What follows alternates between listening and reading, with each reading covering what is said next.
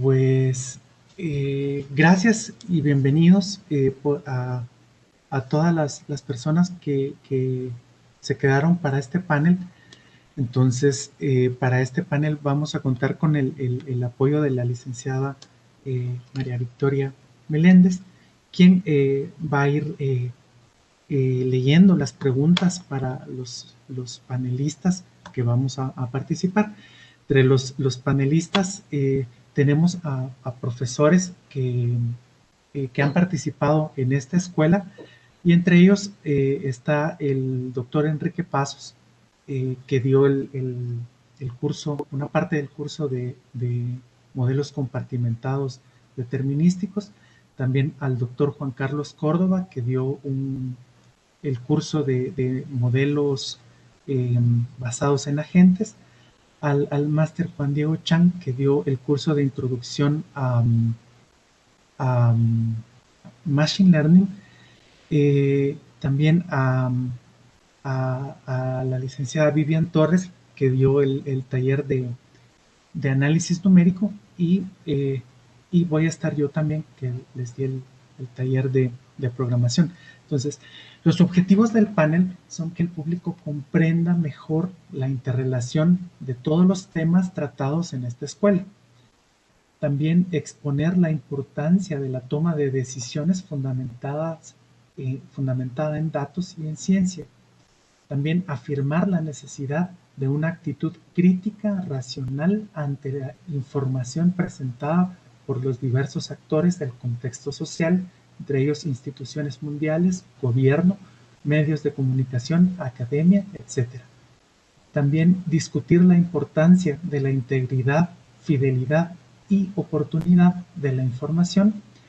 Y por último, vamos a presentar unas conclusiones. Entonces, las reglas son las siguientes. Los panelistas deben conocer las preguntas, nos habían mandado antes las preguntas, eh, y aclarar dudas que puedan surgir. Entonces, la segunda regla es que los temas y las preguntas serán expuestos por la licenciada María Victoria Meléndez, que asignará el tema a un panelista que decida responder y que debe dar una respuesta en 5 minutos para no extendernos mucho. Otros panelistas pueden contribuir con su punto de vista a la pregunta que se ha planteado, siempre tratando de mantener o de dar respuestas cortas y complementarias para que no nos extendamos mucho. Los últimos 20 minutos del panel servirán para que los panelistas demos alguna conclusión respecto de la actividad. Entonces, Vicky, te dejo la palabra. Muy bien, muy buenos días a todos. Daremos inicio a las preguntas entonces. De que esta es una situación nueva, poco frecuente, por lo que nos hace falta molestarse mucho en su modelación precisa o en esforzarse en entender mejor las potencialidades y limitación de los modelos matemáticos. A. ¿Cuáles son sus impresiones al respecto? B. ¿Qué beneficios prácticos pueden derivarse de la investigación de modelos matemáticos en epidemiología? Y C. ¿Hay ejemplos específicos? Actual no se enfoca en COVID-19.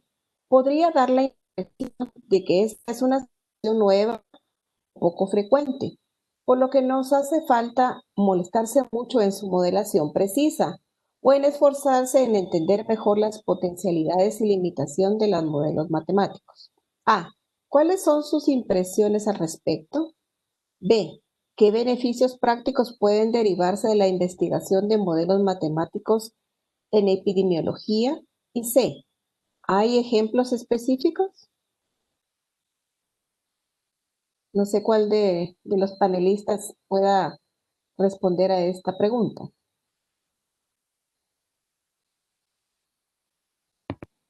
Buenos días. Buenos días. ¿Qué tal, Vicky? Hola.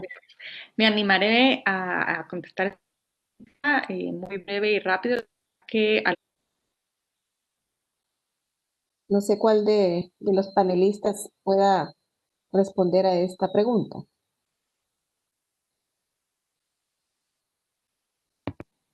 Buenos días. Buenos días.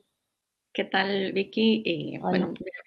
Me animaré a contestar esta pregunta muy breve y rápido, que algunas de las preguntas surgieron en el taller que yo di y me surgieron a mí mismo cuando las preguntas surgieron en el taller que yo di y me surgieron a mí mismo cuando di el taller. Eh,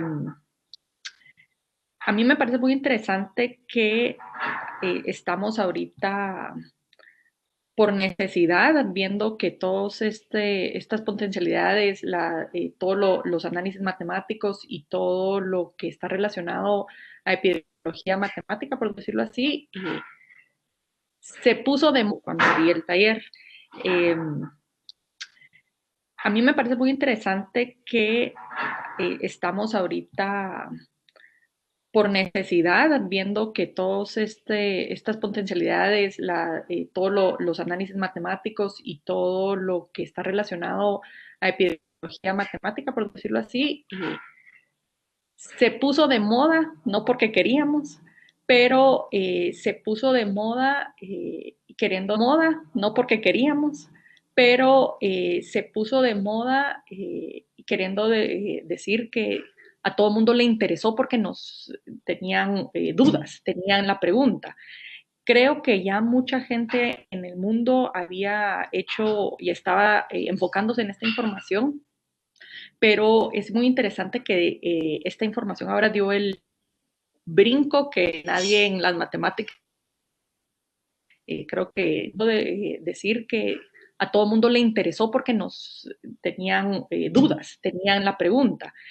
Creo que ya mucha gente en el mundo había hecho y estaba enfocándose en esta información, pero es muy interesante que esta información ahora dio el brinco que nadie en las matemáticas, creo que nunca nos había interesado en esta información, nunca nos había interesado en esta información. ¿Por qué? Por necesidad. Siempre hay un poco de que las matemáticas y la física, la ciencia es un poco el niño feo, entonces no mucha gente le pone atención, no mucha gente la entiende, no mucha gente la quiere entender, pero por necesidad ahora sí lo vieron como es algo que interesante, es algo que sí nos sirve y es algo real, ¿verdad? Porque también se volvió la situación muy política y creo porque por necesidad. Siempre hay un poco de que las matemáticas y la física, la ciencia es un poco el niño feo, entonces no mucha gente le pone atención,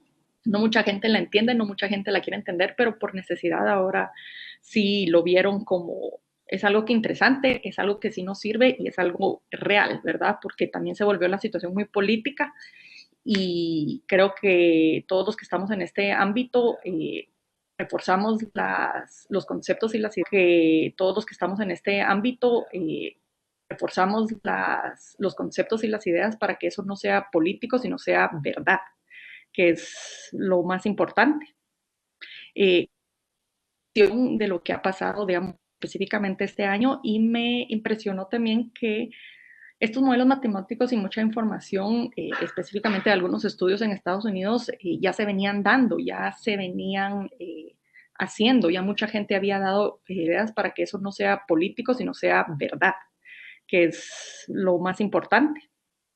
De lo que ha pasado, digamos, específicamente este año, y me impresionó también que estos modelos matemáticos y mucha información, específicamente de algunos estudios en Estados Unidos, ya se venían dando, ya se venían haciendo, ya mucha gente había dado la luz roja de esto puede pasar, pero mi pregunta, la luz roja de esto puede pasar, pero mi pregunta fue, o mi impresión fue, ¿por qué si tenían la información, tenían datos verídicos de instituciones muy formales, por qué en la política y en la toma de decisiones no se pudo prever antes o no se hizo antes? Entonces, creo que como yo di el taller de análisis numérico, le dije a toda la gente que estaba haciendo ese taller que el análisis numérico nos da el análisis de qué está pasando. Fue, o mi impresión fue, por qué si tenían la información, tenían datos verídicos de instituciones muy formales, por qué en la política y en la toma de decisiones no se pudo prever antes o no se hizo antes. Entonces, Creo que como yo di el taller de análisis numérico, le dije a toda la gente que estaba haciendo ese taller que el análisis numérico nos da el análisis de qué está pasando con la manipulación de datos. Y creo que por política, la gente que tiene la manipulación de datos, y creo que por política, la gente que tiene malas intenciones puede manipular esos datos y hacer cosas que no son de beneficio para todos. Creo que uno de los beneficios que se puede derivar de toda la investigación de modelos matemáticos es que nos surjan dudas, que nos cuestionemos por qué este número es tan alto, por qué este número no es tan alto, por qué si hago cambios drásticos, malas intenciones pueden manipular esos datos y hacer cosas que no son de beneficio para todos. Creo que uno de los beneficios que se puede derivar de toda la investigación de modelos matemáticos es que nos surjan dudas, que nos cuestionemos por qué este número es tan alto, por qué este número no es tan alto, por qué si hago me funciona, no me funciona. Creo que ese análisis crítico se tiene que reforzar mucho en toda la población, no solo en nuestro ámbito, sino en todos los, sean niños, sea gente de colegios de la secundaria, sea gente de distintas, ahí sí que profesiones, para tener siempre ese análisis crítico, y creo que los modelos matemáticos es lo que es el mayor beneficio que nos da. Y un ejemplo muy simple que pongo, que a mí me surgió dando el taller de análisis numérico, era un poco situaciones absurdas que cuando uno altera esos números en un análisis numérico, son posibles, no son posibles, son de ciencia ficción, pero creo que este año eso nos enseñó, ¿verdad? Nadie esperaba que es una pandemia que nos iba a afectar a todo el mundo, y que nos surjan esas dudas es muy importante. Ok, muchas gracias. Continuamos. La siguiente pregunta dice, la información que llega al público tiene diversas cantidades de connotaciones. En algunos casos es precisa, en otros es equívoca o confusa, y en otras puede ser incluso perjudicial. Se ha dado el caso de legislaciones que aprueban el uso de químicos que de hecho tienen contradicciones expresas en organismos reconocidos.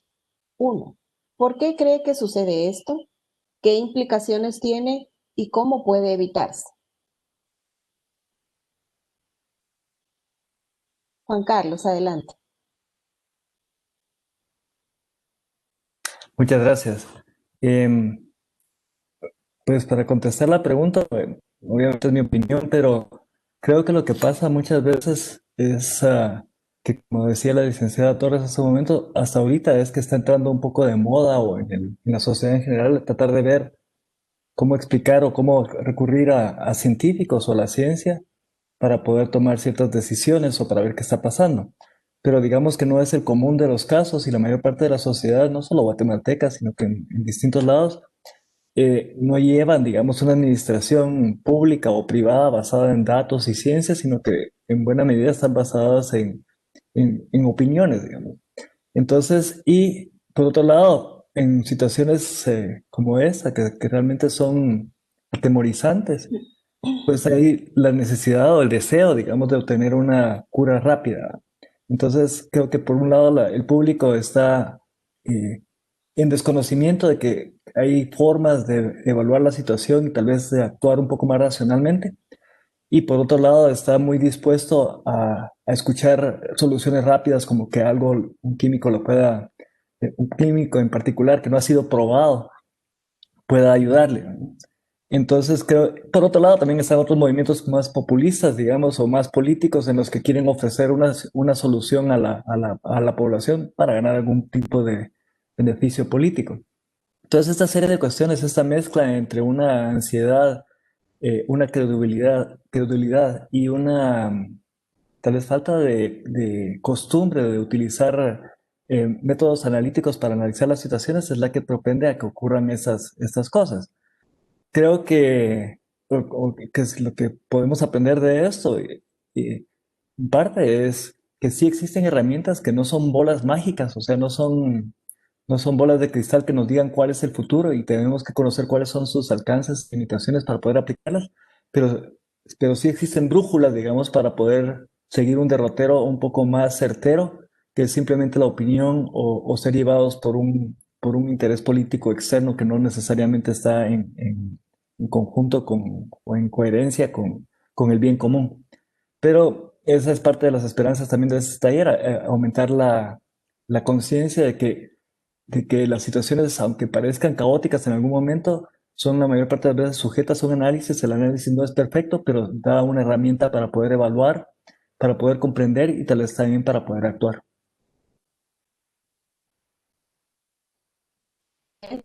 Muchas Juan Diego gracias. también había levantado la mano para hablar, creo. Ok, escuchemos. Sí, bueno, yo creo que así como, tal vez como completando, yendo un pasito más allá, creo que también parte del problema y de esas decisiones que parecen así es que no hay un plan, no, creo que no hubo un plan concreto. Y eso creo que es en el caso específico de Guatemala. No hay un plan concreto, no hubo un plan concreto. Entonces, incluso en la veracidad de datos y cuestiones por el estilo, pues realmente han cambiado constantemente, se han ido cambiando las políticas de tomas de muestra, los criterios para tomas de muestra y cuestiones así. Entonces, ha sido el no tener un plan concreto de qué es lo que se va a priorizar. Por ejemplo, si se va a priorizar el sistema de salud, si la prioridad absoluta es salvar la economía, si la prioridad, o sea, dependiendo de de cuál es el plan, que creo que no existe, así es como se tienen que hacer las planificaciones. Y entonces, con lo que decía Vivian, ¿verdad? Que teniendo esos datos, pues las planificaciones se podían hacer un poquito mejor desde antes, independientemente de de cuál fuera el plan que se tuviera, ¿verdad?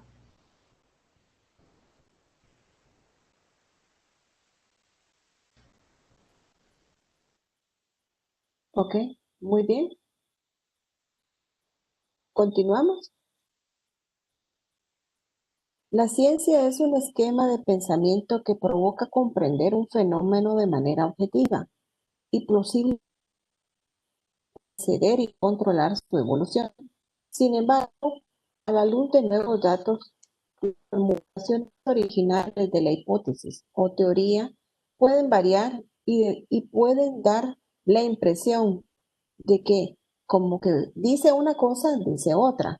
Otro argumento que se escucha frecuentemente es que los números pueden manipularse como se necesite, lo cual sofoca la confianza en análisis científicos. A. ¿Significa esto que el análisis científico se reduce al ámbito académico y no tiene incidencia en la sociedad? B. ¿Por qué debería el público preferir políticas y recomendaciones basadas en ciencia y datos? Si éstas cambian o la ciencia en la que se basa es difícil de comprender. C. ¿Qué incentivo tienen gubernamentantes o políticos para la toma racional de decisiones basada en ciencia y datos, en lugar de medidas basadas en populismo, creencias, caudillismos u otros intereses? Muy bien, Giovanni, dinos. Bueno, quisiera comentar algo para empezar. Yo creo que estamos en un momento en el cual hay mucha información y muchos medios de comunicación que están atrayendo la mirada de las personas hacia esa información. Y entonces, pues esto ha hecho que haya muchas personas viendo cuál es el proceso mediante el cual la ciencia va construyendo ese corpus científico para explicar esta epidemia, este fenómeno. Entonces, esto es muy distinto a lo que pasaba antes, cuando el público en general pues ya recibía solo el último el último producto de del método científico que se seguía, y claro, y que no era consciente muchas veces de lo que, de todo el proceso que se había recorrido para llegar a ese producto científico. Desde mi punto de vista, yo creo que yo sí prefiero estar al tanto de la evolución y entendimiento de ese fenómeno, pero sí soy consciente de que a muchas personas no podría gustarles estar pendientes de cómo va cambiando que un día para un lado, un día para el otro. Esto.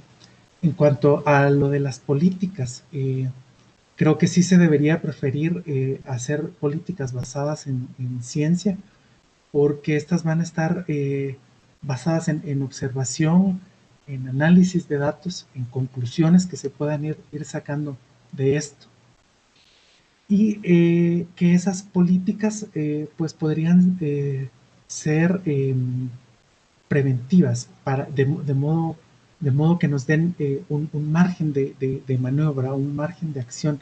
Entonces, esto es como cuando uno hace, o cuando uno elige entre hacer medicina preventiva o ya dejar a que uno a enfermarse y entonces hacer medicina curativa. Creo que sí debe existir esa política basada en ciencia, pero claro, no podemos, en entornos como el nuestro, no podemos empezar hoy a generar o hacer esa política basada en ciencia cuando no lo hemos hecho nunca o casi nunca antes. Y además porque al no tener experiencia de hacer políticas, mucha experiencia de hacer políticas basadas en ciencia y tratar de montarnos a este tren ahora, que es un tren que va en movimiento, pues nos podemos caer. No sé si alguien quiere agregar algo más. A mí me gustaría hacer un pequeño comentario.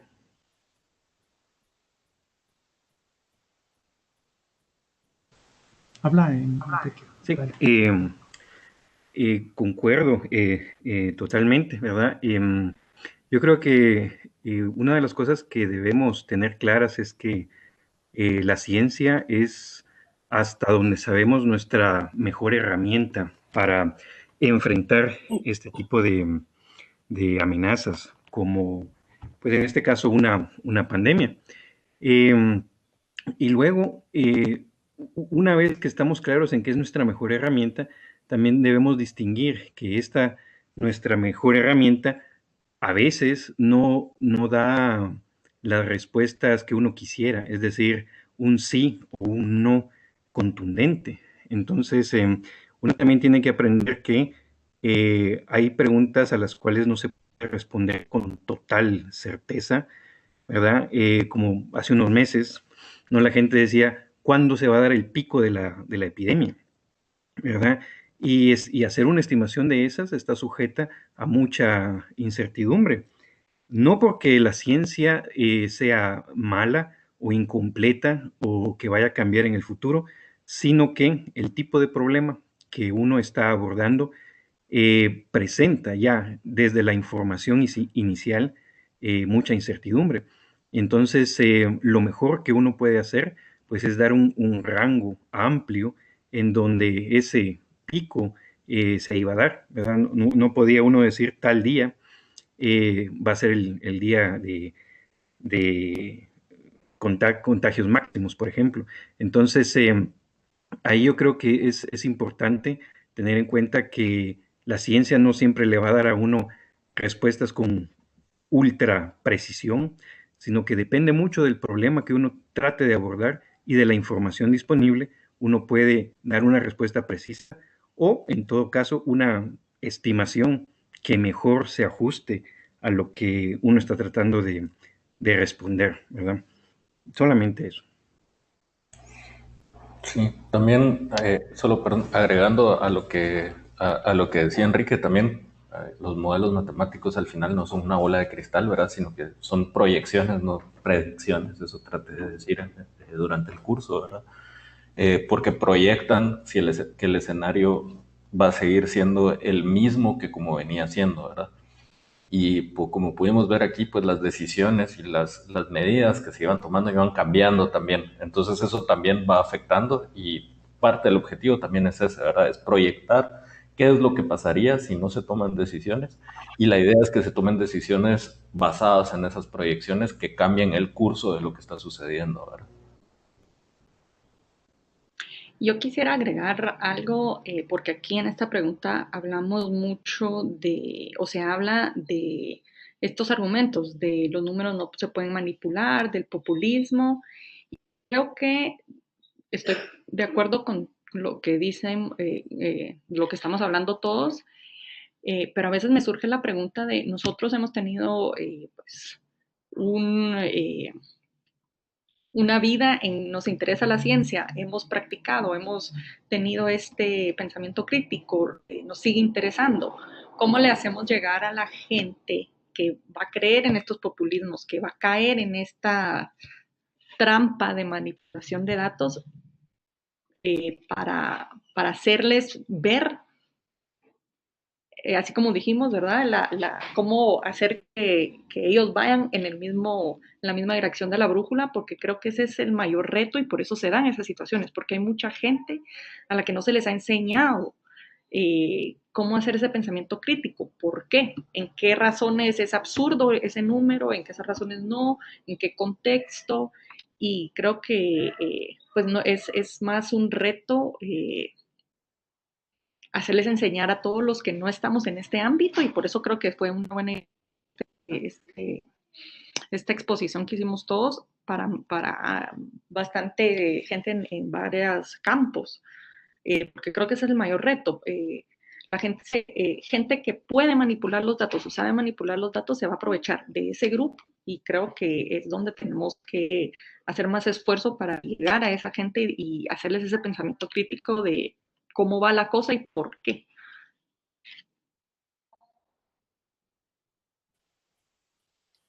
Muy bien, muchas gracias. Continuamos. La formulación de modelos depende de las variables de interés y del entendimiento de la evolución de estas, pero el resultado de los modelos depende mucho de la calidad de la información disponible. A.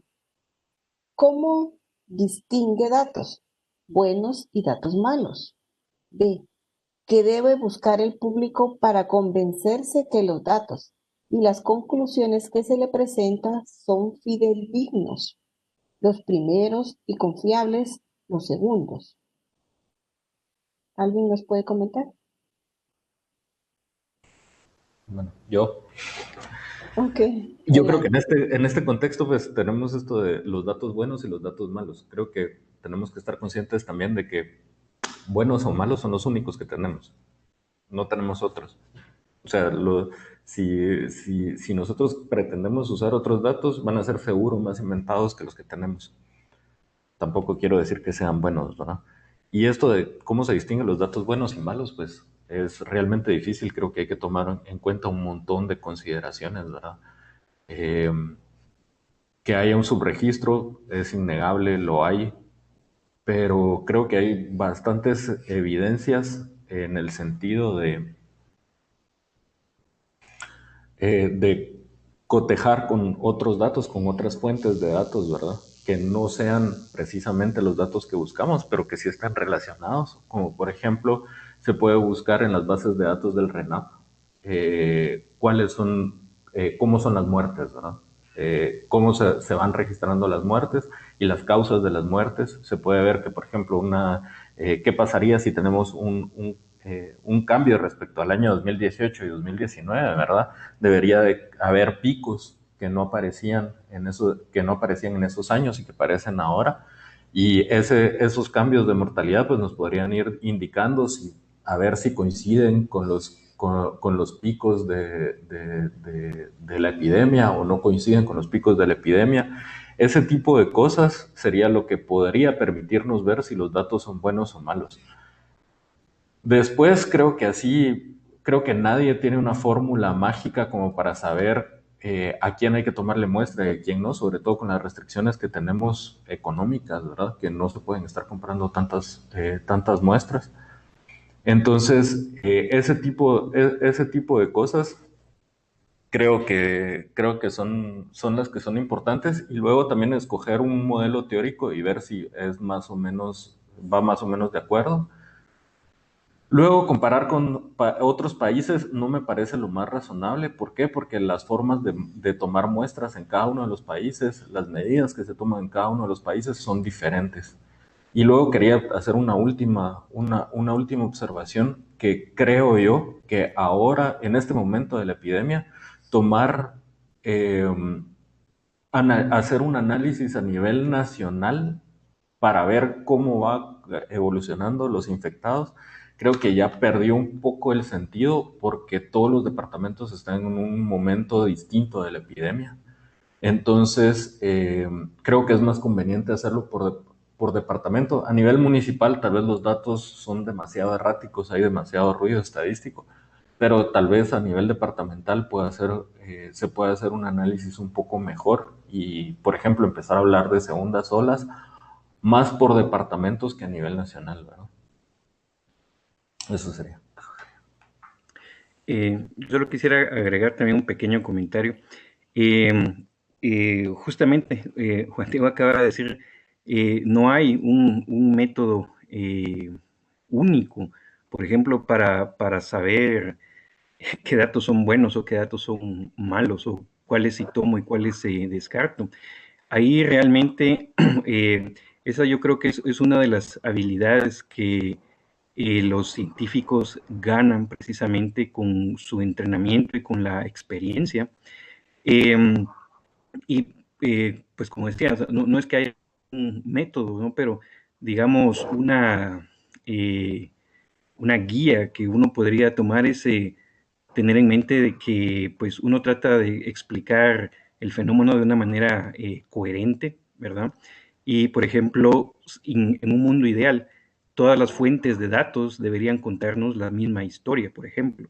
Pero si nosotros tenemos una fuente con unos datos que nos dicen una cosa y otra fuente con otros datos que nos dicen otra cosa, algo así como ver los registros de RENAP y luego ver lo que reporta el Ministerio de Salud, por ejemplo, ¿no?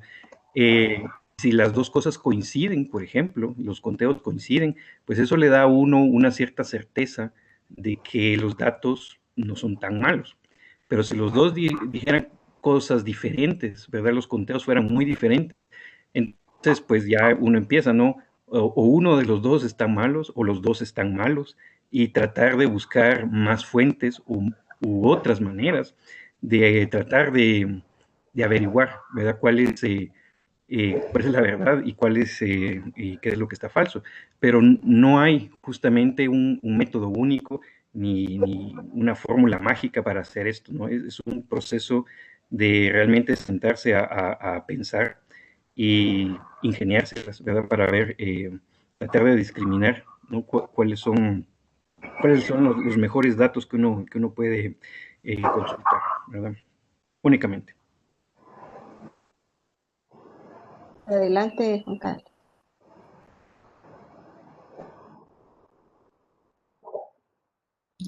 Agregando un poco a lo que ya dijeron ahí, creo que otra cosa que es importante evaluar entre datos buenos y malos, digamos, es comprender las fuentes de los datos, de dónde provienen esos datos y cómo son procesados antes de presentarse al público. Digamos, en algunos casos, creo que el otro día estaba viendo algo del ministerio precisamente y se mira como cierta periodicidad, pero tiene que ver en parte con en qué momento reciben los datos, cuándo los procesan y cuándo los entregan, que tal vez es estoy inventando aquí ahorita, ¿verdad? Pero tal vez es cada lunes que hacen la entrega de datos, la recopilación de datos, y entonces aparece una periodicidad que en lunes se aplica más gente porque hasta ese momento llegaron ciertas muestras de ciertos laboratorios, por ejemplo. Entonces, digamos, hay que comprender cómo se generan los datos por un lado, y eso ayuda un poco también para ver qué calidad tienen. Y otra cosa que creo que no existe, y tal vez sí debería existir a nivel nacional, y tal vez sí deberíamos de aprender de eso, es cómo llevar esa integridad de datos y asignarle calidades a los datos, porque en algunos casos los datos se reciben a mano, pues, y eso da mucha posibilidad de error y también da posibilidad de retrasos entre lo que alguien transcribe eso que está a mano, que ya de por sí podía tener un error, hacia una máquina. A la hora digital ya hay otro problema, y está el problema del delay, el retraso entre un lado y otro. Como que valdría la pena que existiera un sistema de calidad de información que digamos que se obligara a ciertos hospitales, dependiendo de su rango y sus posibilidades, a mantener registros con cierta calidad. Y tal vez en otro lado donde no existe esa calidad, centros de salud que están muy lejanos y tal vez no tienen esas posibilidades, pues asignarle un peso a esa información de acuerdo con la veracidad que uno podría estar esperando de ella. Pero todo tiene que ver con una sistematización de la recolección de datos que creo que ahorita estamos aprendiendo que es importante y que debería, ojalá que sea una lección que apliquemos, ¿no? Muy bien, muchas gracias. Continuamos. Hacer modelos matemáticos requiere de recursos humanos. Disculpa Victoria que te interrumpa. Me tengo que ir en un momentito y quería contribuir a esa última pregunta para contribuir algo al panel. Ah, claro, adelante. Muchas gracias.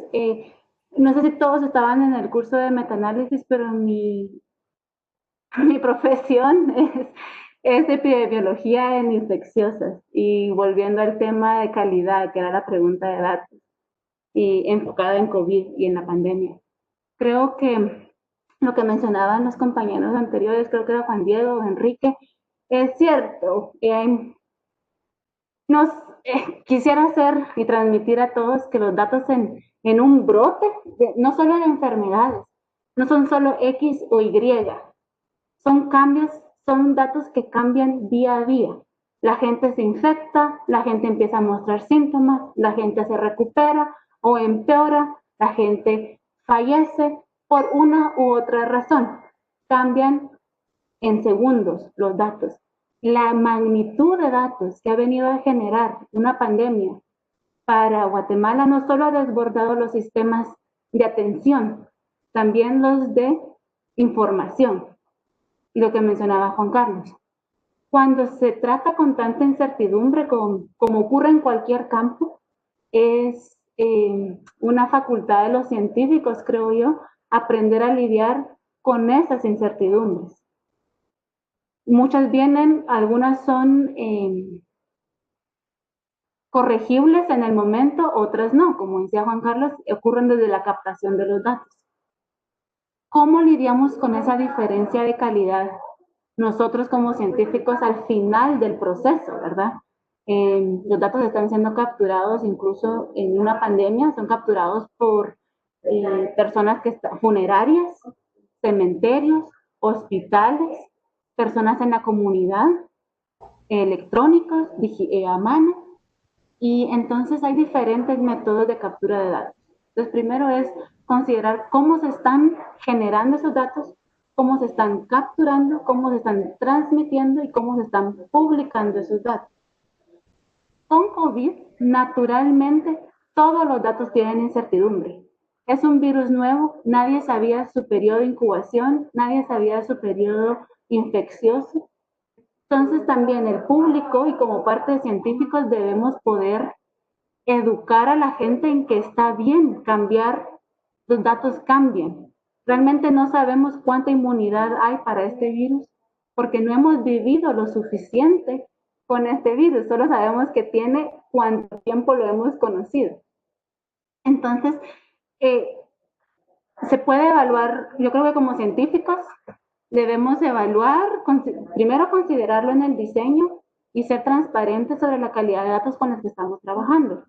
Y no es tanto la necesidad de decir, yo encontré el número de muertes que hay, sino la conclusión que se saca de eso.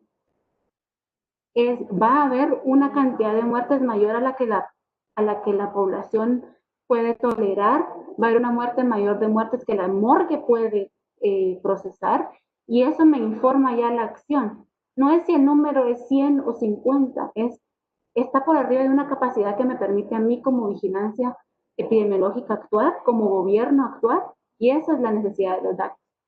Y del otro lado, aunque los datos sean de mala calidad, son los datos que hay. ¿Qué tan ético sería no actuar sobre esos datos? Hay algunos datos, pero también está la parte ética de pensar si no hay pruebas que están saliendo en algún lugar, ¿por qué no están saliendo esas pruebas? No solo es decir, no puedo hacer ese análisis, es indagar la parte anterior al proceso. Entonces creo que hay dos componentes ahí que debemos considerar, sobre todo para COVID, y los dejo con esas inquietudes. Gracias a todos por la invitación, y disculpen, me tengo que retirar, pero sí, lo que quisiera recomendar para este panel es que piensen que COVID es una enfermedad infecciosa y en epidemiología eso tiene muchas implicaciones para la calidad de datos, sobre todo en un brote, no digamos en una pandemia. Gracias. Muy bien, gracias por tu participación. Agregar la última frase ahí, que creo que en esta pandemia o este caso nos enseñó que el factor humano cuenta mucho, porque no sé si algunos de ustedes a nivel personal han tenido casos o gente que no quiere decir la verdad, y creo que eso afecta desde el punto número uno a todo el proceso del que estamos hablando. Es el factor humano. Me van a decir la verdad, me están mintiendo, lo hizo a tiempo, no lo hizo a tiempo. Creo que para la ciencia el factor humano en el que estamos viendo este año es más difícil que podemos, porque de ahí ese es el paso número uno. Si la persona se quiere hacer el examen, si la persona no sabe que va a ir a infectar y no le importa, entonces no le dijo a la demás gente, y empieza un poco el efecto dominó. Pero creo que el factor humano en este año fue lo que más complicó las cosas para esa toma de datos.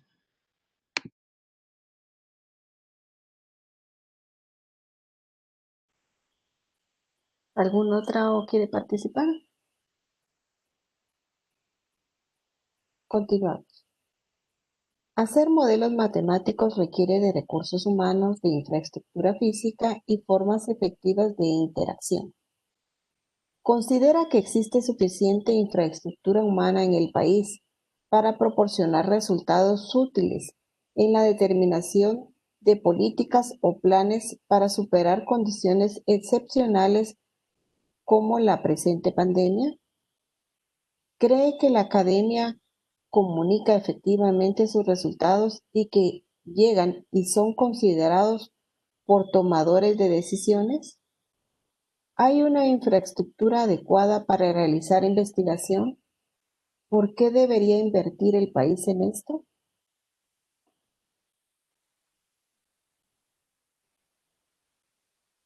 No sé si puedo empezar yo, tal vez, Claro que sí, adelante. ya que también me acabo de unir al grupo. Em, y creo que tiene que ver un poco con lo que Vivian y Evelyn también mencionaban, del factor humano. Pues al final de cuentas estamos tratando de modelar el impacto de cierto fenómeno en los humanos, y no solo el humano es un ente pasivo, ¿verdad? Que recibe ese efecto, sino también tenemos que darnos cuenta que nosotros somos los que generamos los datos, los que generamos los modelos. Entonces, también hay por decirlo así, hay un sesgo, ¿verdad? Ya nuestra forma de modelar está sesgada por nuestra propia humanidad, por así decirlo. Y como tal, también está sujeta a problemas, como mencionaba Juan Carlos, cómo se tabulaban los datos, cómo se manejan. Y creo que también es importante en el sentido de, como, digamos, estábamos tratando de decir aquí, no solo a nivel científico, de generar un modelo, de procesar los datos y de generar análisis, sino también a nivel de población, de cómo se interpreta por medio de la población en general estos análisis, y a nivel también administrativo, cómo se interpreta de manera, digamos, los tomadores de decisiones, cómo pueden entender los resultados de esta modelación. Y ahí es donde creo yo que pensar de nuevo en ese potencial humano y en ese recurso humano es muy importante, porque al final de cuentas, el cómo, yo así lo trato de definir, qué es lo que nosotros estamos haciendo, ¿verdad? Analizando los datos, generando modelos, eso es parte del cómo, es cómo vamos a hacer esto. Pero del qué y el por qué, Eso tiene que ver más con ese factor humano que mencionábamos. ¿Por qué estamos haciendo esto? ¿Por qué estamos modelando? ¿Nada más para generar modelos? ¿O porque queremos implementar políticas públicas? ¿Porque queremos obtener un cambio? ¿Porque queremos entender mejor la enfermedad, etcétera? Y creo que tiene que ver mucho con digamos, con la cultura científica de un país, de una sociedad. Si no tenemos, si la población como población, si no tenemos claro para qué hacemos investigación, entonces no nos va a interesar mucho gastar en investigación. Si como administrativos, como tomadores de decisiones, no tenemos claro el potencial de por qué se hace la investigación, entonces no nos va a interesar mucho ponerle presupuesto o gastar recursos, contratar personal o incluso algo que a veces en Guatemala es triste, el pensar de que tenemos que pagarle a un investigador.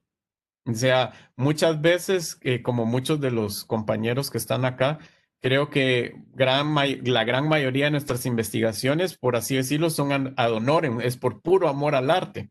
Y eso nos pone en una gran desventaja con otros países, incluso de la misma región, en donde la investigación se ve como un trabajo.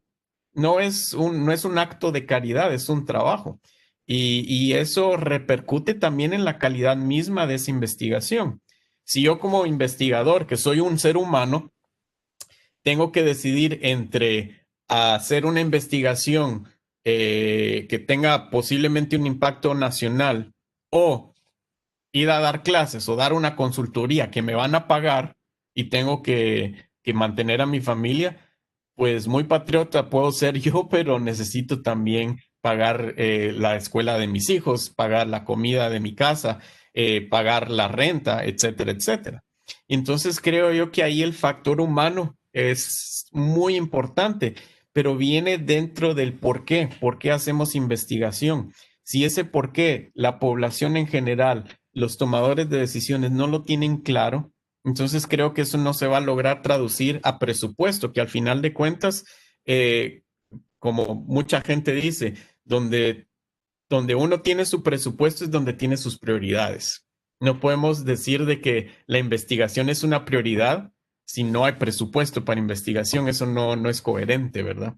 Entonces yo creo que para mí, a mi forma de verlo, lo primordial es que tanto en la población, que la población tenga esa cultura científica de la necesidad de realizar investigación para un motivo y que los tomadores de decisiones también tengan eso claro para poder asignar presupuestos. Al final de cuentas, creo que esa es la manera como de aterrizar esas ideas y de poder generar un poco más. Más o menos eso era lo que quería compartir respecto a esto. Creo que al final es la base, lo que hace sostenible todos estos esfuerzos que estamos haciendo. Muy bien, gracias. Adelante, Giovanni.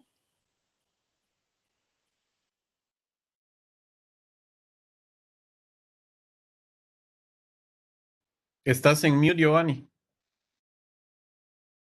Gracias, perdón, los problemas del directo. Decía que en cuanto a la parte de que si hay suficiente infraestructura humana en el país para proporcionar esos resultados útiles, yo creo que nos hace falta, pero no solo en epidemiología, sino que en toda la parte de ciencias.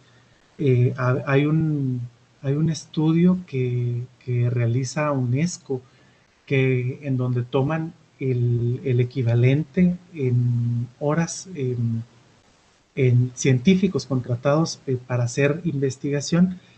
Y creo que Enrique tal vez podría comentar sobre esto, y él tiene más estos datos. Pero a mí me parece que hay poca, o hace falta mucha infraestructura, muchos recursos humanos y económicos para esto.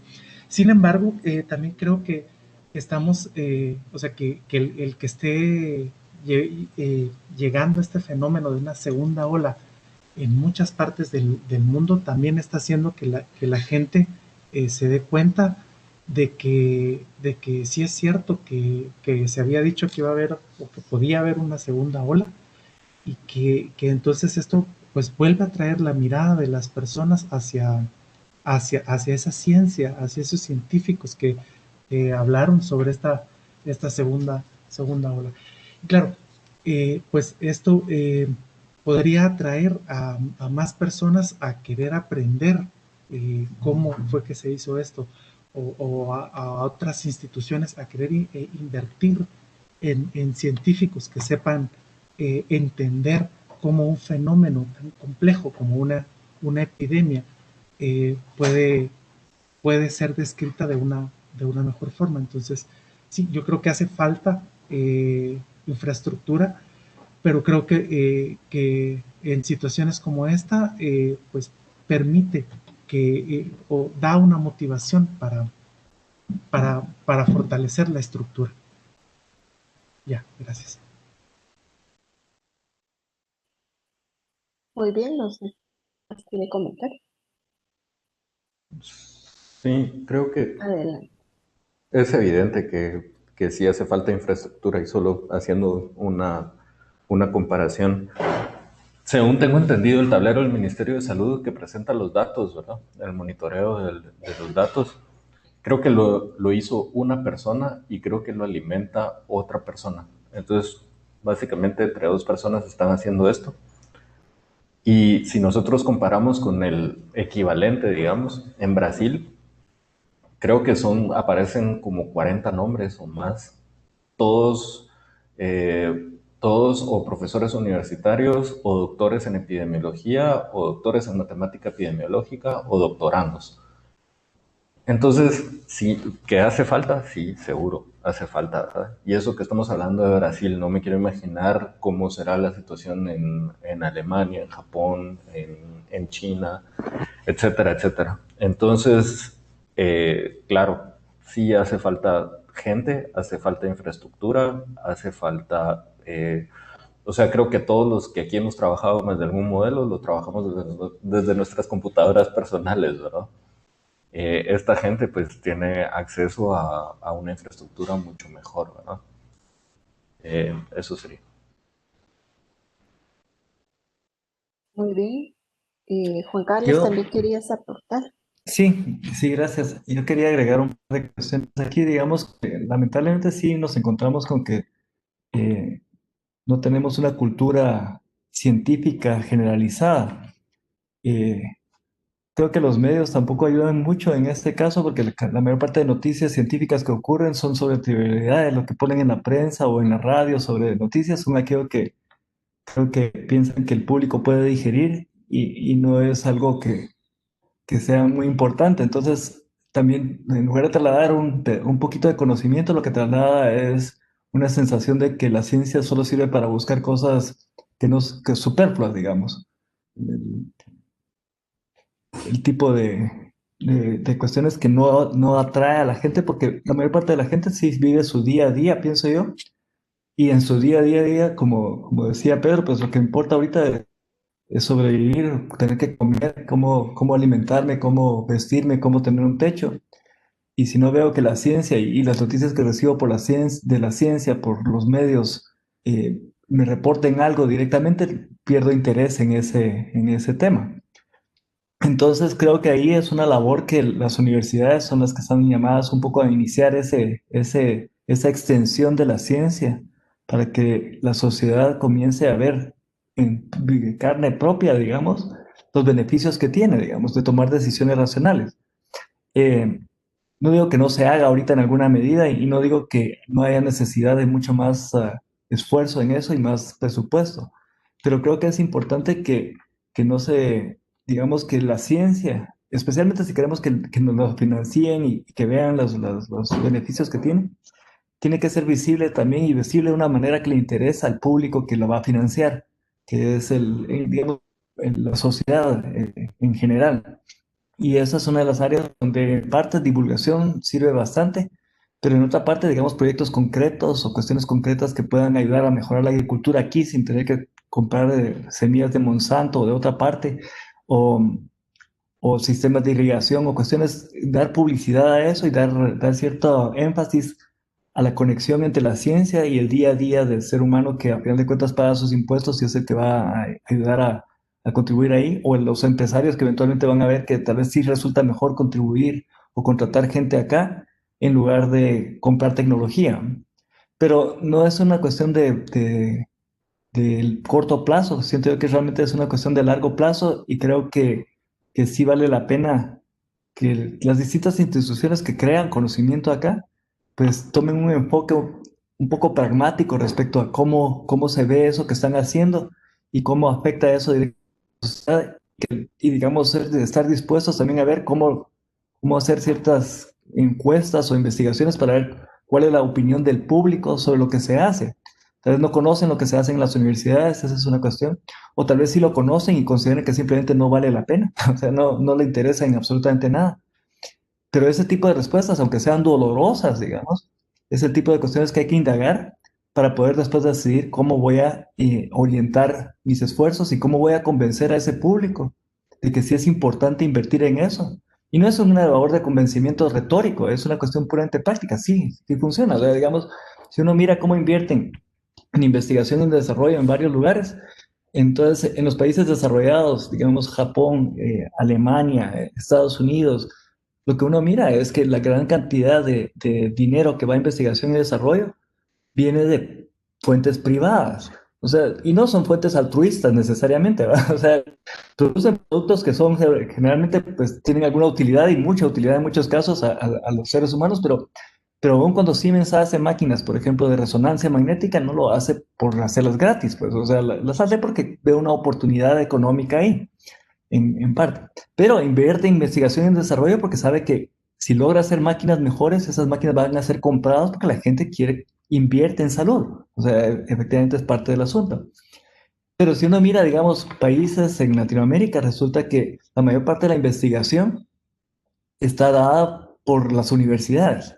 Entonces, un poco por el gobierno, otro poco por las universidades y muy poco, así realmente muy poco, por la parte de privados.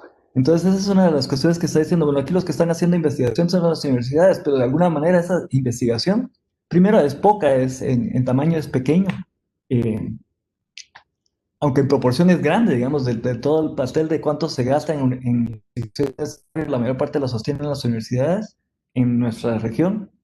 De todos modos, en cantidad total de dinero es poco para el país. Es lo que mencionaba Giovanni sobre, por ejemplo, la cantidad de investigadores que deben haber. ¿Verdad? Creo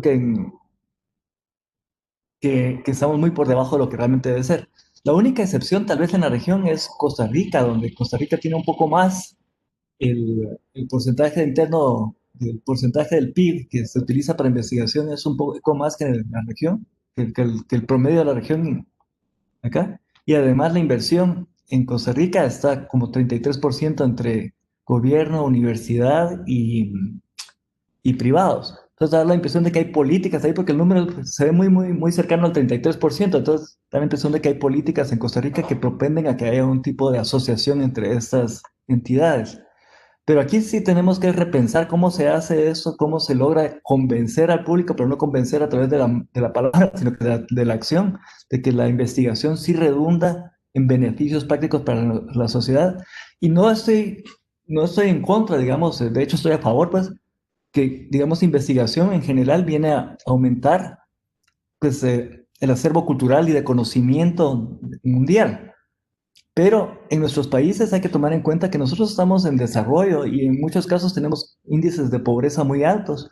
Entonces la investigación en buena medida tiene que también reflejar el hecho de que debe ayudar a la sociedad que la paga. Y creo que la universidad tiene que hacer cosas como esas sin solo renunciar a ideas grandes, porque yo siento que investigar a veces trae cosas que simplemente tal vez no lo va a comprender el agricultor que está en alguna parte. Y es necesario hacer esta investigación y no está restringida a países de primer mundo. Pero tal vez sí es de ver que también, bueno, la universidad produce esta investigación, pero también produce una serie de cosas que la sociedad ve como beneficiosa. Y entonces le permite no solo apoyar movimientos como para mejorar la investigación, sino que también le permite ser más crítica sobre los políticos que elige, porque entonces va a apoyar a alguien que también, o va a elegir a alguien que también va a asegurar que esta cadena de beneficios siga presentándose. Pero esas son las ideas, pues, o sea, creo que, que debe haber un poco más de vinculación sobre lo que se hace en investigación y cómo redunda eso en la población para que la población a su vez pues, pueda entonces también apoyar la investigación. Yo quisiera agregar algo, ya que estamos hablando de infraestructura y no sé si me voy a ir un poquito por la tangente, pero si no me cortan el micrófono. La infraestructura se basa en construir algo desde el principio. Hablar ahorita de los niños. Creo que va mucho relacionado a lo que voy a decir con la frase de siembras lo que cosechas, pero no hemos cosechado nada específicamente en la generación más pequeña, porque ellos son los que crecen a entender esto está bien, puedo seguir este campo como la ciencia y no sé si en muchos colegios, escuelas nacionales, es lo que ver en las universidades, ¿verdad? Cuando llega ese grupo que estaba en etapa de crecimiento y desarrollo, no se les cultivó eso, esa parte de pensar en que la ciencia y todo lo que se investiga, ¿por qué? ¿Por qué lo tenemos que hacer? ¿Por qué lo tenemos que cultivar? ¿Por qué lo tenemos que pagar? ¿Por qué lo tenemos que desarrollar? Tiene que venir desde mucho antes. Claro, eso es un campo muy grande, ¿verdad? Pero porque no estamos hablando solo de, estamos siguiendo un paso más atrás todavía, pero creo que sí desde pequeños los niños tienen que tienen que cultivar la ciencia y a ver, la pregunta de cómo hacer eso es hacer esa infraestructura desde el principio. Juan Carlos comentó países como Japón, países como Alemania, países como hay más investigación, Francia, ese tipo de países. He tenido la oportunidad de viajar y vivir específicamente en Estados Unidos con familias de niños pequeños y ver, ayudarlos con su escuela y ver cómo le enfocan desde el principio a los niños esa parte. Y tal vez por eso al desarrollarse y al llegar a un punto ya universitario, solo universitario, adelante, ya sea política o la parte privada, ellos ya no tienen ese chip que en Guatemala nunca se ha cultivado. Entonces creo que sí es importante también mencionar o dejar la pregunta de cómo podemos sembrar esa infraestructura desde el principio para que en el futuro durante el camino y la trayectoria de estos seres humanos se vaya dando mejor todo este círculo que nos gustaría ver y que nos gustaría cultivar.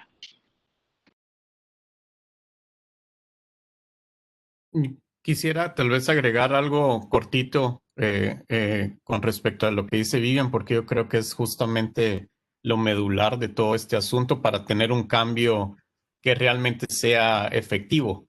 Y pensando un poquito también en cómo funcionan otras sociedades, creo que tiene que ver mucho con la confianza que tenemos nosotros como sociedad en instituciones y en personas.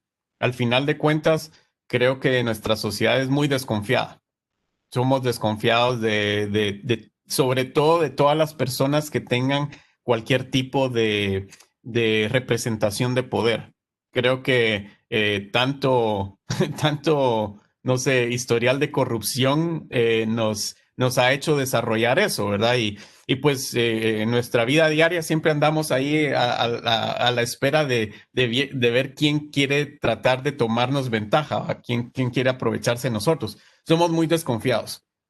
Y creo que eso es algo concreto que también como científicos vamos a experimentar, porque si vengo yo y voy a decir de que hice un modelo muy bonito y que me está diciendo que al final de año vamos a tener aproximadamente 4,000 muertos de COVID, la gente, la primera reacción va a ser desconfianza.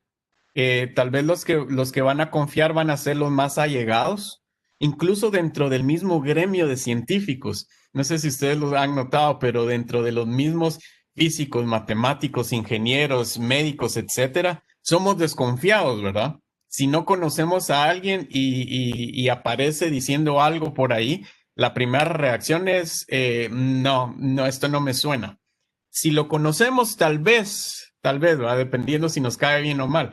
Pero creo que la confianza es algo bien importante. Y sobre todo me hizo pensar esto cuando Vivian mencionaba Japón, Juan Diego creo que mencionaba China también. Los países asiáticos tienen, digamos que un nivel de confianza, sobre todo como a nivel de sociedad, un poquito diferente, ¿verdad?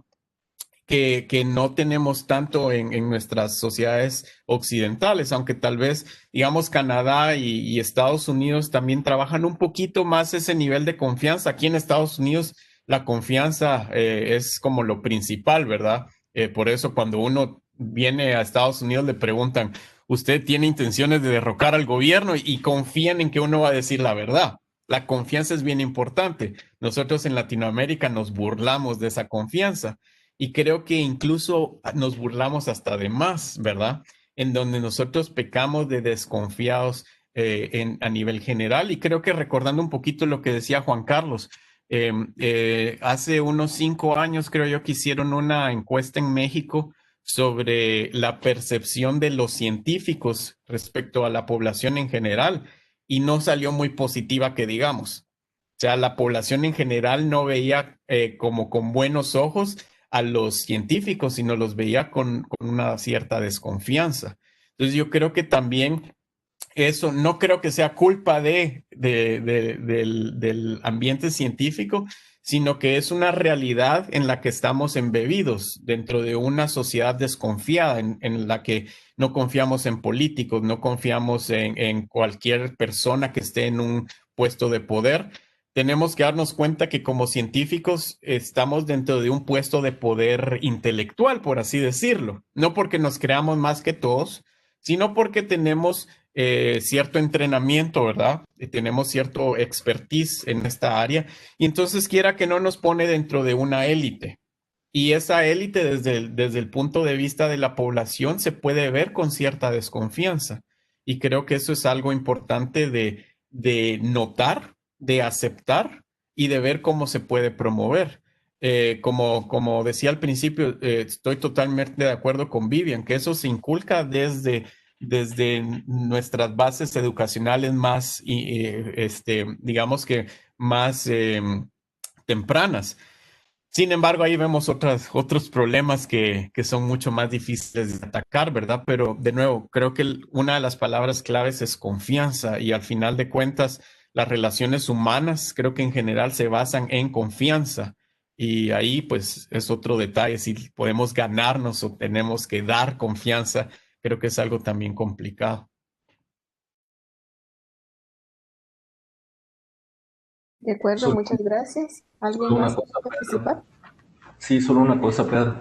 Eso de que no es culpa de los científicos, estoy de acuerdo, pero creo que tampoco nos podemos dormir en nuestros laureles. O sea, creo que también, o sea, nosotros tenemos que ver qué hacemos al respecto, ¿verdad?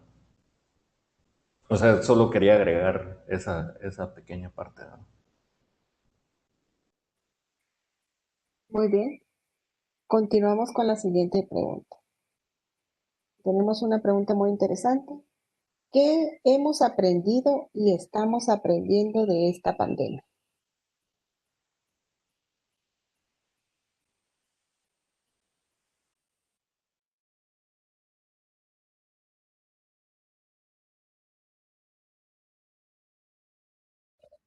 Si nadie empieza, tal vez empiezo yo, solo para Adelante. compartir un poquito. Yo creo que es mucho lo que hemos aprendido.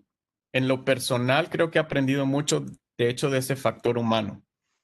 Más allá de lo que podemos aprender como métodos matemáticos, como métodos epidemiológicos, como todo, digamos que el bagaje científico que podemos agarrar. En lo personal, yo he aprendido mucho digamos, de la interconexión que podemos experimentar como sociedad, no solo sociedad guatemalteca, sino sociedad regional y mundial. Que cualquier tipo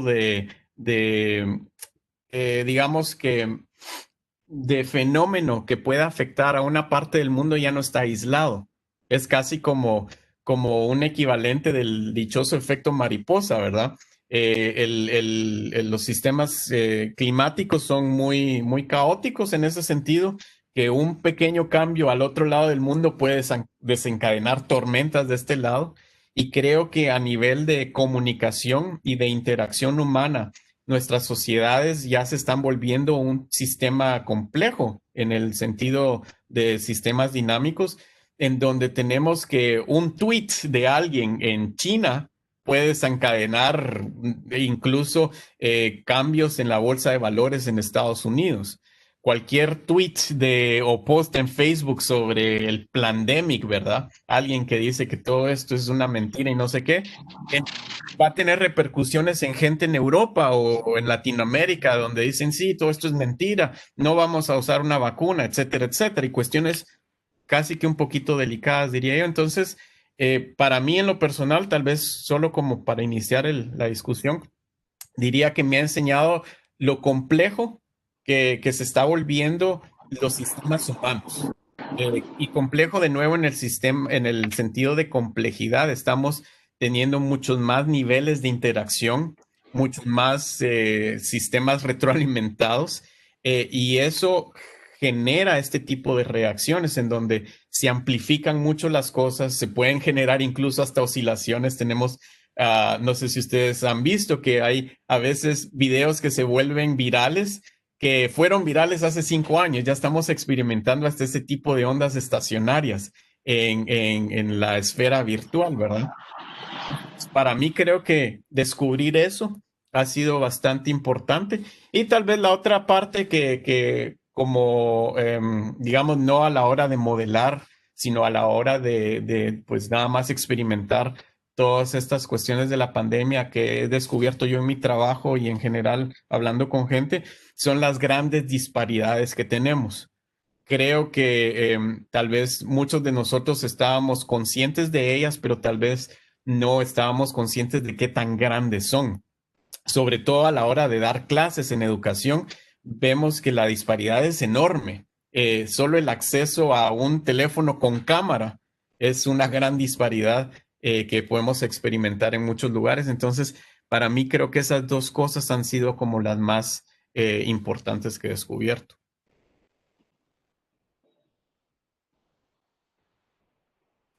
Gracias por tu participación. Adelante, Juan Carlos, te escuchamos.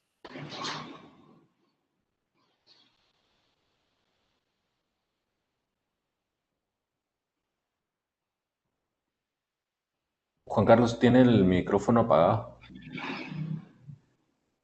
Gracias, Juan Diego. Eh, lo que decía acá, de lo que yo he aprendido aquí, digamos, hay algunas cosas buenas y otras cosas no tan buenas que han sido expuestas, creo yo, por la situación actual.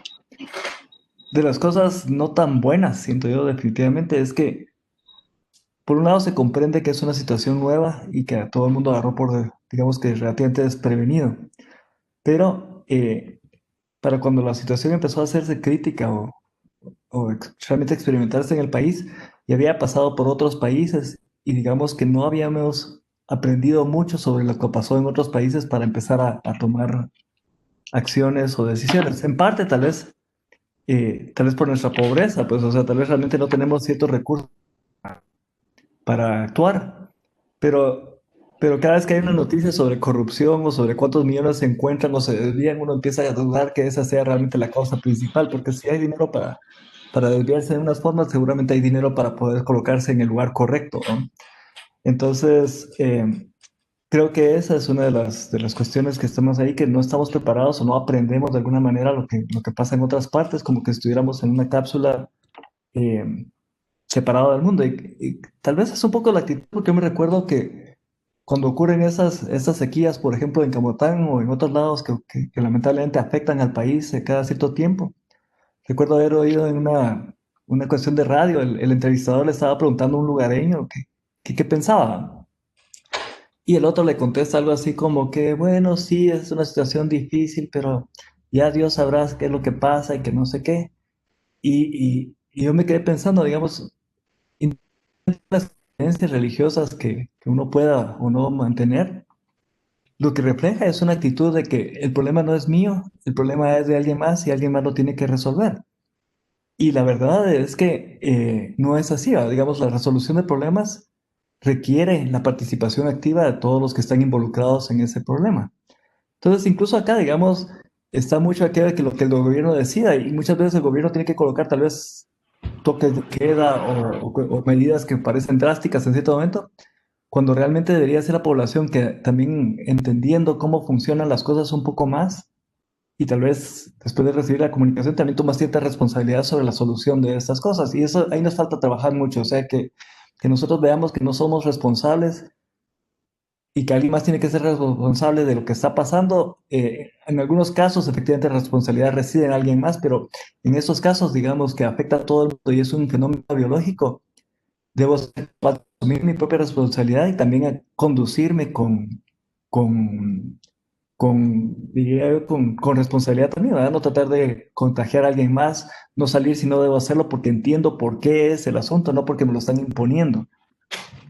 Pero de las cosas muy buenas, siento yo que he visto acá también, es que cabal mucha gente ha salido adelante o ha tratado de ayudar en el problema o a solucionar el problema o darle visibilidad y casi que de gratis también, que es lamentable que tenga que ser así, pero lo bueno es que refleja una actitud positiva hacia hacer las cosas que debería fomentarse, ¿va? Que ojalá que también aprendiéramos de eso, que sí existe potencial, sí existe capacidad humana, tal vez no tanta como la que necesitamos y eso tiene que promoverse, pero sí existe capacidad humana en el país para orientar las decisiones o para hacer las investigaciones que se requieran, para tratar de quitarse el asunto de ser partidario de algo, sino que ser que se está analizando y proveer entonces una información de calidad hacia la población.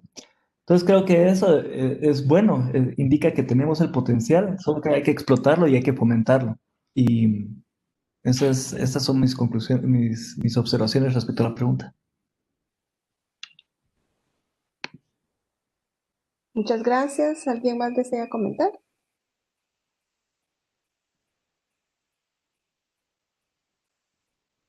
Continuaremos con la siguiente pregunta. ¿Qué recomendaciones puede dar en relación al mejoramiento de la capacidad de respuesta de nuestra sociedad ante problemas de esta naturaleza?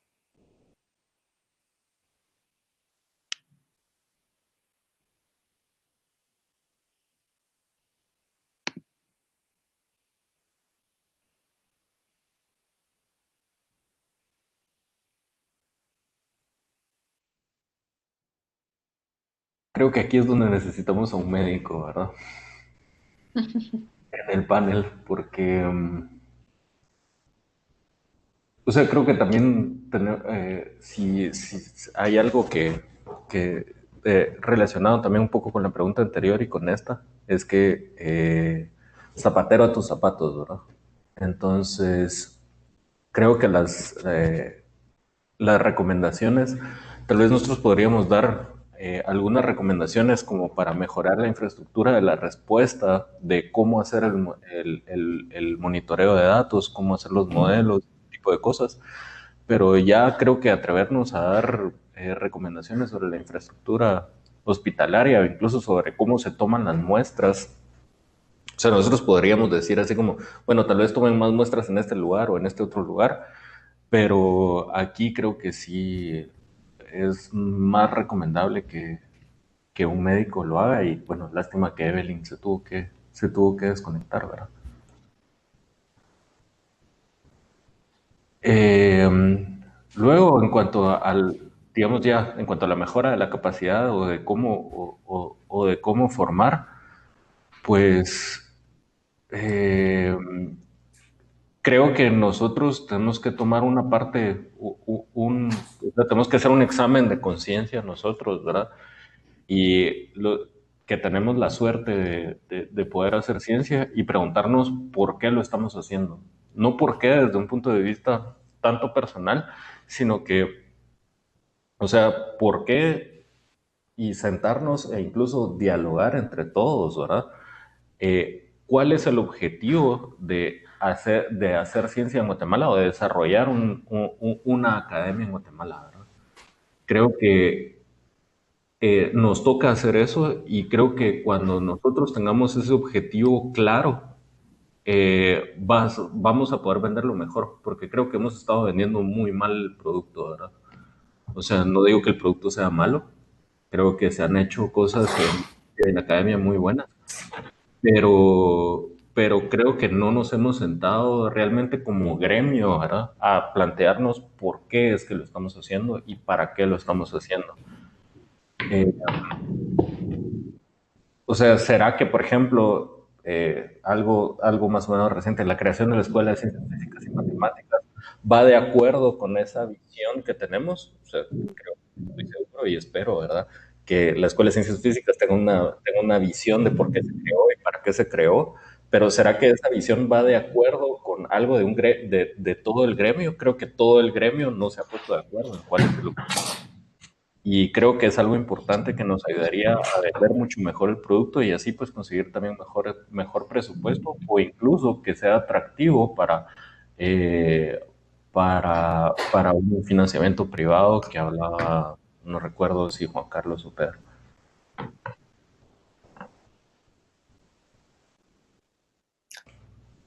Yo Muchas, tengo unos muchas comentarios ahí, no sé gracias. si alguien más.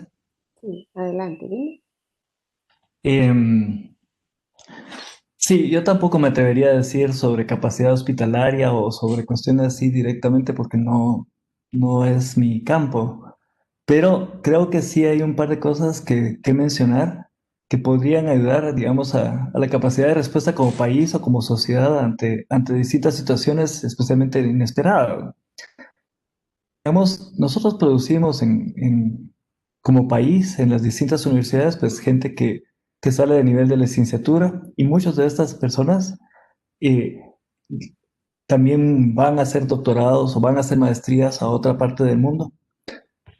Creo que en parte porque les gusta la ciencia, en parte tal vez porque bueno, están dotados seguramente también para hacerlo, es otra cuestión, pero otra parte, que es la parte un poco triste, es que porque no lo pueden hacer aquí, ¿va? O sea, digamos, no hay forma de continuar ciertos estudios localmente, especialmente si lo que se está esperando es cierta educación de cierta calidad.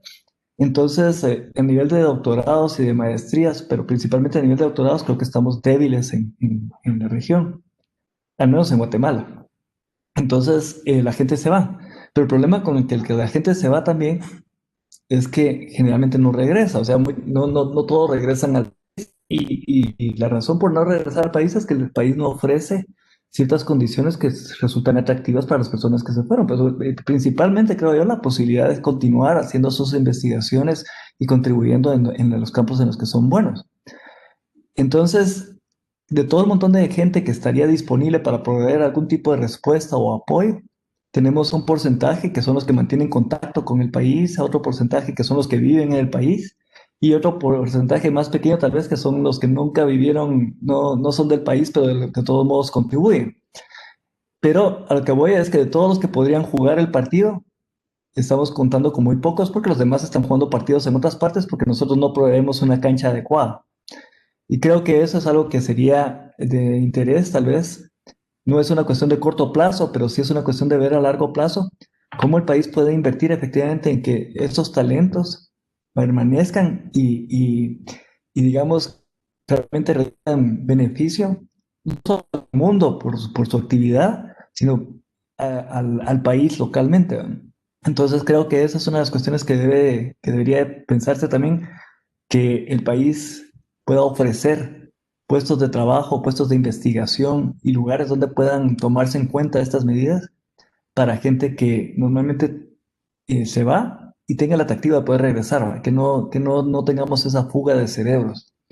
Eh, Creo que es una de las cosas que podría mejorar nuestra respuesta, porque mientras más gente pensante hay localmente, es mejor. O sea, y en un problema como estos, pues hay más cabezas pensando, efectivamente redundan en más opciones y probablemente en cierta convergencia de ideas, porque digamos que uno plantea alguna idea que podría dar cierto resultado, pero está bajo el escrutinio de otros, y no el escrutinio malvado, sino que el escrutinio positivo de otros mejora esa idea y efectivamente puede rendir un resultado adecuado.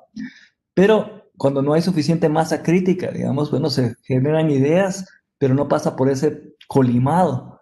Entonces se pueden desperdiciar muchos recursos en temas que tal vez no van a redundar en algo positivo y que hubiera podido discriminarse con alguien que vea el problema desde otro punto de vista. Entonces creo que el fomentar no solo estudios afuera y gente más capacitada, sino tratar de recuperar esos cerebros y mantenerlos aquí es importante para mejorar nuestras capacidades tecnológicas, industriales, comerciales, todas en el país.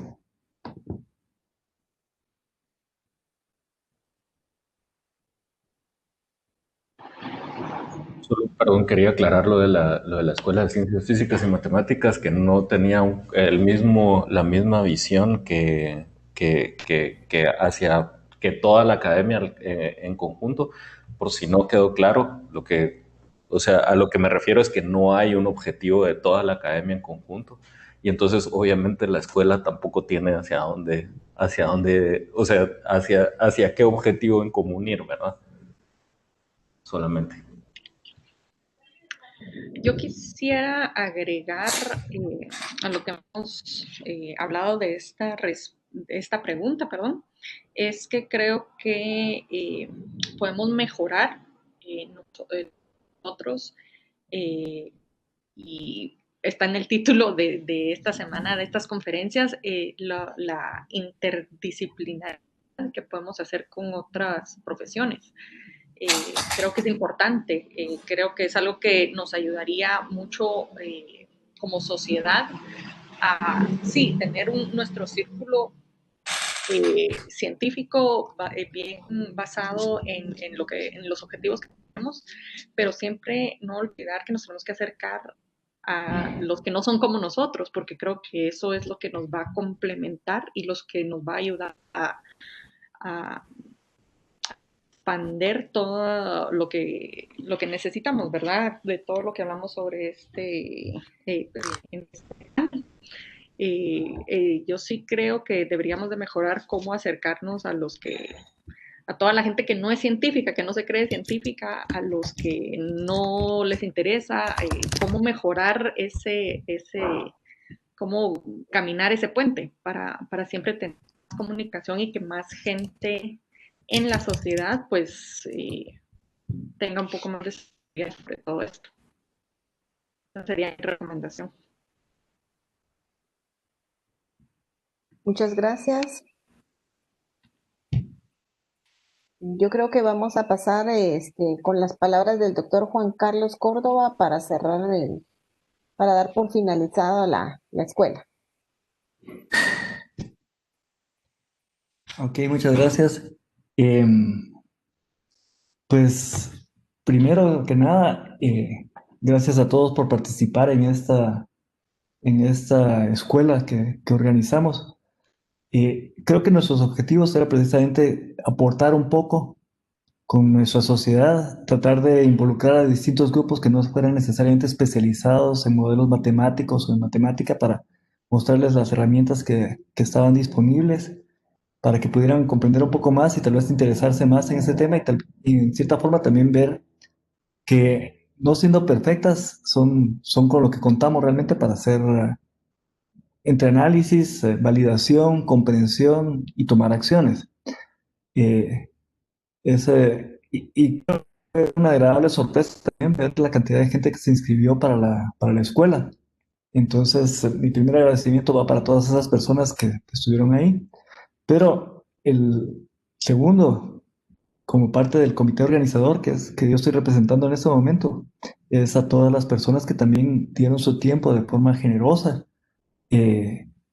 para participar como expositores.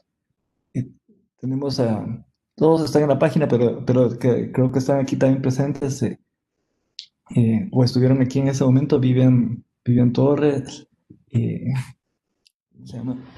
Pedro está por acá, Enrique Pasos, la doctora Balcells, Giovanni, no está aquí, creo que Francisco Quiroa, pero también estuvo en esto, la doctora María Eugenia Cabrera, ¿me escapa alguien? En fin, todas estas personas que estuvieron aquí con nosotros y ayudándonos, Juan Diego, perdón, se me estaba escapando Juan Diego, pero ya había mencionado a Evelyn Balcells, a María Eugenia Cabrera, a Juan Diego Chan, a Pedro Morales, a Enrique Pasos, Francisco Quiroga y Vivian Torres, que dieron su tiempo para esta escuela, apartaron tiempo para poder participar y no solo para participar, sino que poder preparar sus temas y presentarlos, que es, digamos que lo que uno mira cuando uno hace una exposición es la punta del iceberg. Para poder hacer esa exposición, el expositor tuvo antes que hacer un montón de trabajo, hacer un montón de borradores y después descubrir que tal vez esta no era la mejor forma, regresar, etcétera. Y entonces, realmente el trabajo que uno mira es la presión depurada, no mira todas las horas que pasó haciendo lo demás. Y son horas que pasaron haciendo lo demás porque yo estuve presente en muchas de las exposiciones, si no en todas. Y la verdad es que son de muy buena calidad y por lo que hemos visto de las encuestas también al público le ha agradado. Entonces, muchas gracias también para todos los que estuvieron participando aquí. Creo que nuestros objetivos fueron alcanzados, que era poder exponer esta serie de herramientas y estas posibilidades hacia el público en general.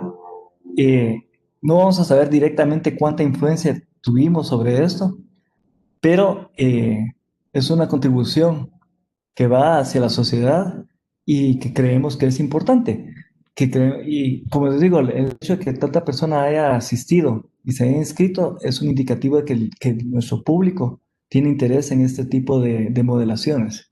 Como mencionaba Vivian hace un momento, esta parte de interdisciplinarias es importantísimo en este mundo actual, porque cada vez las cosas son más complejas, como decía Pedro, y más interrelacionadas. Entonces, mucho que cuando se traten temas, estos temas se vean desde todos los puntos posibles para obtener un mejor resultado, ya sea para controlar en el caso de una epidemia o de una pandemia, o para otra serie de cuestiones, ¿verdad? Que pueden ver incluso hasta el tráfico, podría uno pensar, ¿verdad? Que el tráfico no es solo una cuestión de cuántos carros pasan o qué modelo de carros son y cuántas gentes están aquí, sino que es toda una cuestión que tiene que ver con cómo está estructurada la sociedad, en qué momentos entramos a trabajar, qué tipo de trabajos se realizan, cómo están nuestras vidas y todo eso está sujeto a análisis matemático, un aspecto social, otro aspecto que tiene que ver con ambiente, etcétera.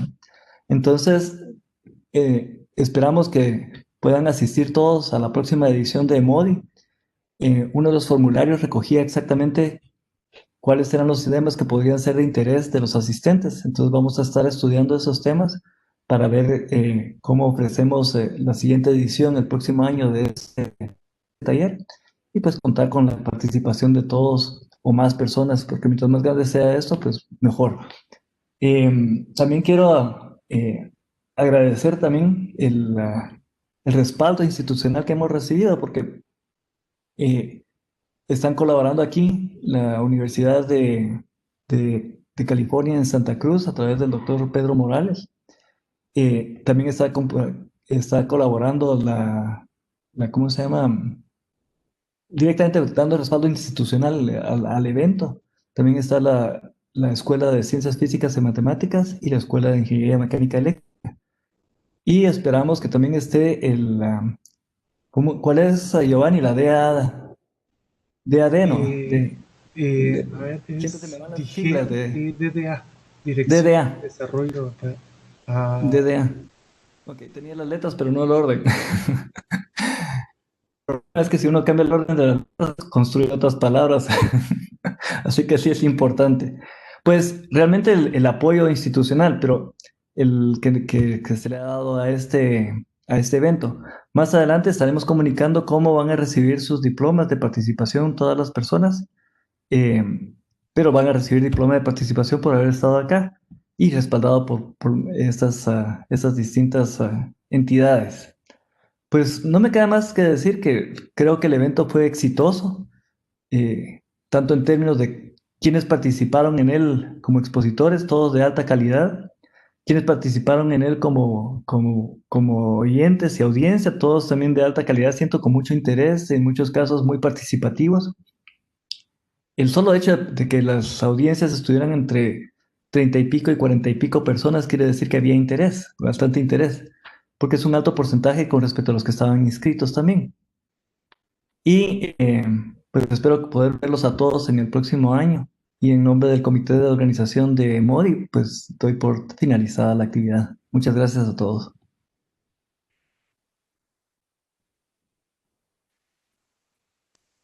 Como último punto, solo queríamos que nos colaboren y nos ayuden a realizar una evaluación general. Para ello hemos puesto un formulario, el cual pueden encontrar al final y nos ayuden a tener una evaluación general. Y agradecemos a todos ustedes por participar. Muchas gracias por estar.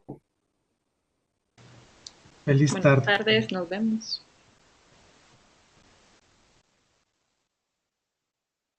Feliz tarde.